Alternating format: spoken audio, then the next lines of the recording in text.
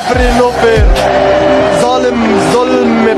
আর্জেন্টিনার দালাল ওরা, রেফারি একটা জালিম। পবিত্র কোরআনের আয়াত হাসবুনাল্লাহু ওয়া নিমাল ওয়াকিল, Hasbunallah wa ni'mal wakeel. অর্থাৎ আল্লাহই আমাদের জন্য যথেষ্ট আর তিনি সর্বোত্তম কর্মবিধায়ক। কতটা কষ্ট পেলে এমনটা বলতে পারেন মিশরের ফুটবলার মোস্তফা জিকো। তিনি আরো বলেন, আমাদের পুরো জাতির স্বপ্ন নষ্ট করেছে রেফারি।